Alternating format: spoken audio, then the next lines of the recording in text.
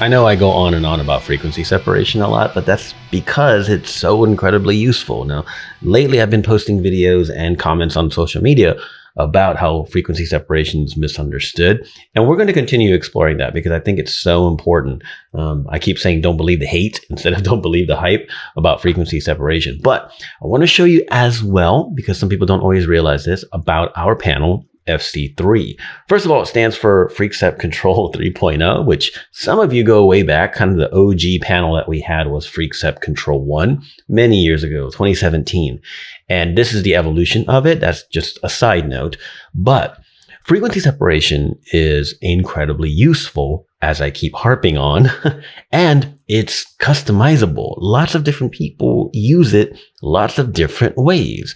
And so in FC3, we account for that. So for example, let's say I choose the median blurring operator for my extraction. I choose something like a 5% radius. This doesn't matter, but I'm going to show you what it's like on default, right? So I'm going to hit the play button, which of course is just going to create all of my working layers. As you can see over on the right here in the layers, we have the most rudimentary of frequency separation, okay? Everything's tucked away in a layer folder.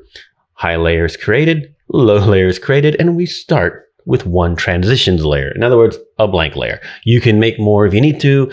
You can just keep working. Everybody has a different workflow. Some of you don't use a blank layer in between. You modify the low directly, whether it's a mixer brush or a brush in general or blurring. You have different methods there. And of course, others will work directly on the high layer. The flexibility is the key, but we go to another level. Apart from the fact that we have these cool buttons on the bottom, which are more useful than you might think. You hit the H so you can quickly see the high layer, okay? And you hit the L so you can see the low layer if you need to. These are cool, kind of get your bearings in case you're thinking, well, what exactly is happening in the spot I'm about to modify? Just a quick way to look at it. You can't do it manually on the layers, but why not have a button? But I want to show you some of the customization in FC3. So let's go ahead and delete that stack. We don't need that.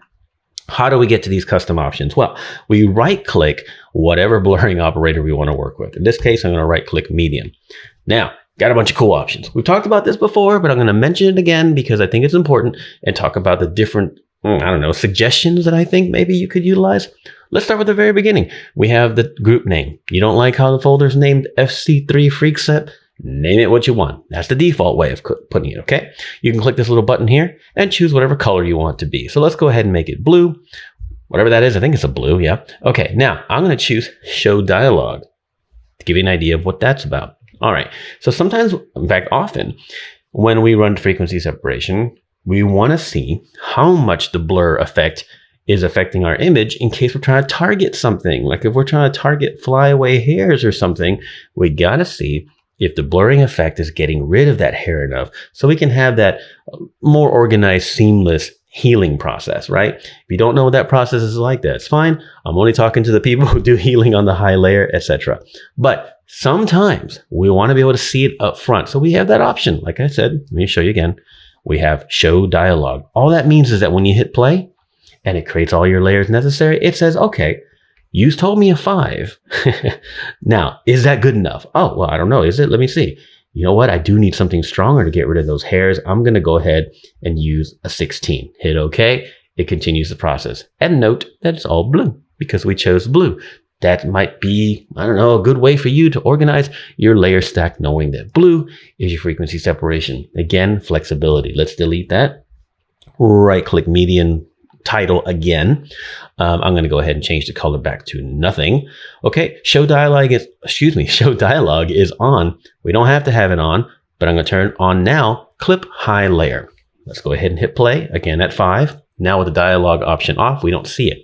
Now, what is Clip High Layer? We duplicate the high layer. We clip it down. It's in normal blend mode. This is a very common frequency separation setup that some people prefer.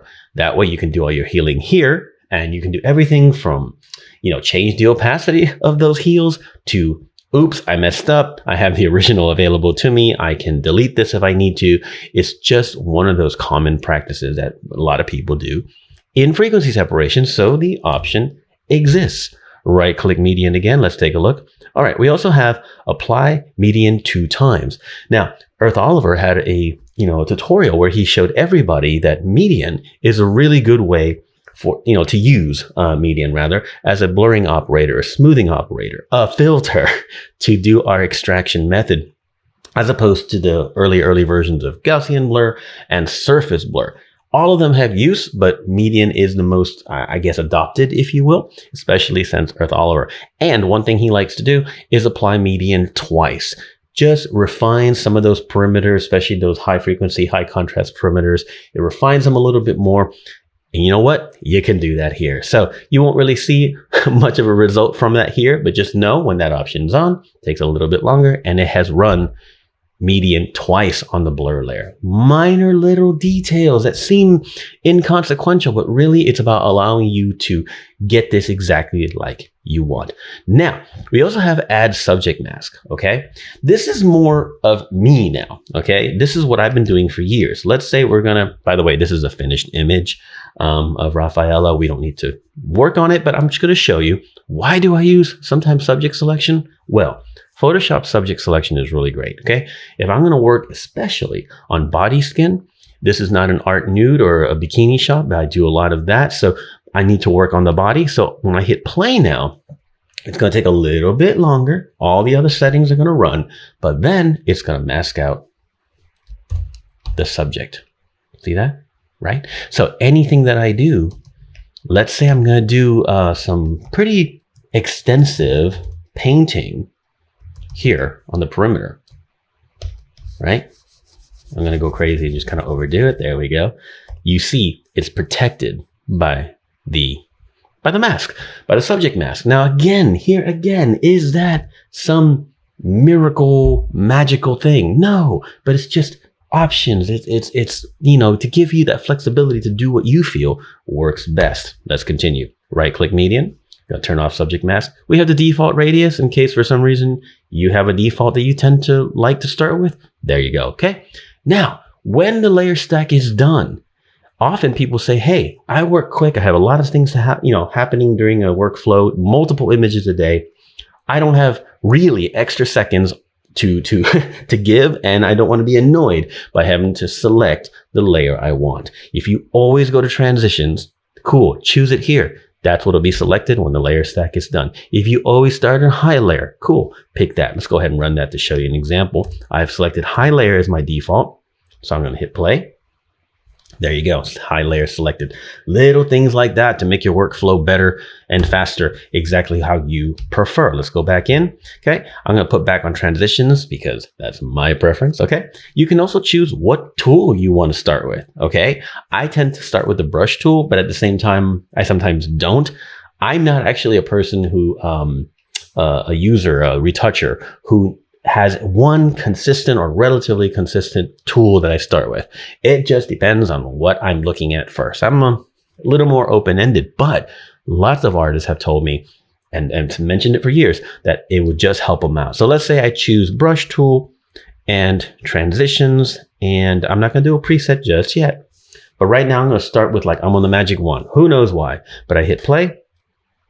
It sets everything up. I'm on transitions and my brush is selected immediately. See that? Very, very useful. Take it a step further.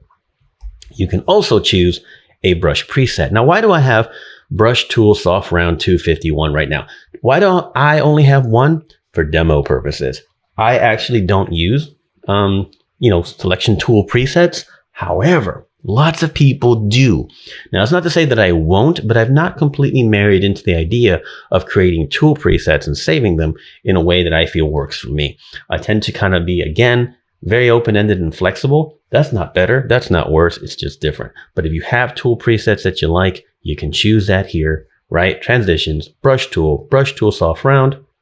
Go back, let's delete it to start over. Hit play, bam. And everything is set up. There it is, the 250 brush that we talked about, right? And I'm ready to go. So I've always told myself maybe I should explore more of these options, and I might. But let's say you want to go crazy. You want to rename it, so you're going to call it FS, right? You want to show the dialog, clip the high layer, apply it twice, add subject mask. Maybe you change your default to 10, and you want all this to be the same. Cool, go back, hit play. Now it's going to take a few extra seconds because it's going to do the subject mask and things like that. And when we're done, it says, oh, we're not done yet, of course, because we chose dialogue. So let's go ahead and choose 15, hit OK. There we go. Subject mask, brush is on, is on brush mode. Got the 250 pixel radius brush preset. I got the subject mask done. Everything is customizable. You can make it as complex as you want.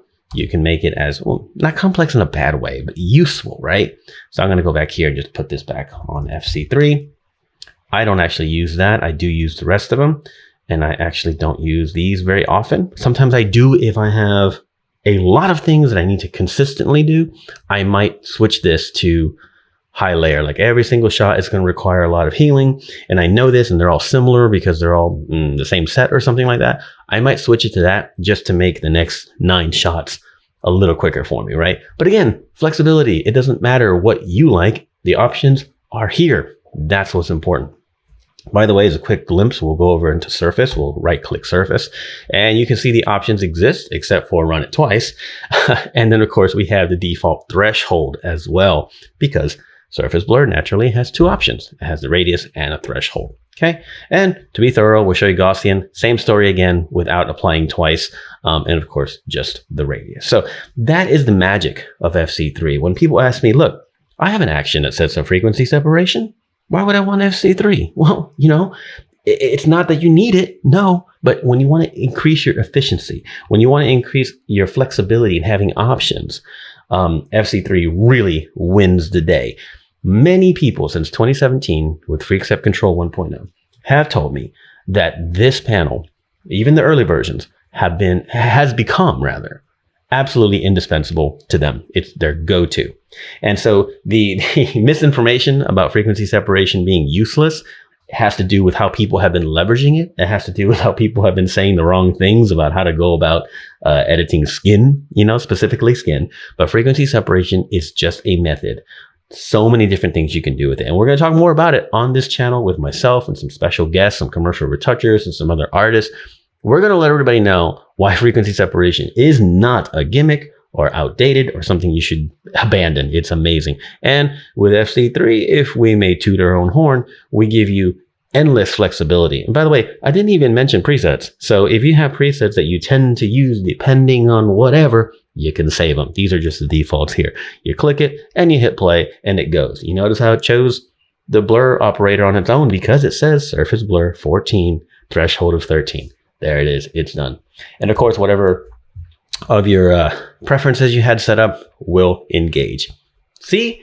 Flexibility. That's the key. And there's actually more to FC3 than that. But I just wanted to mention that sort of flexibility and that kind of like malleability to get your workflow for frequency separation exactly like you want it.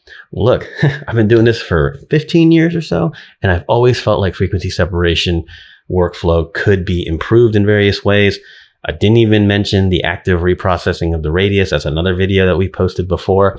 Leave a comment below if you have a question, but I'm telling you, this is like our sleeper panel. It's been popular for 7 years. Everyone asks about it, but also a lot of people doubt it. Well, wait a minute.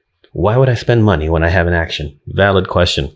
But I really hope this gives you an idea of why that might be worth your investment. Not to mention, we recently reduced the price. We did, permanently. So check that out. And again, any questions or comments, drop us a line.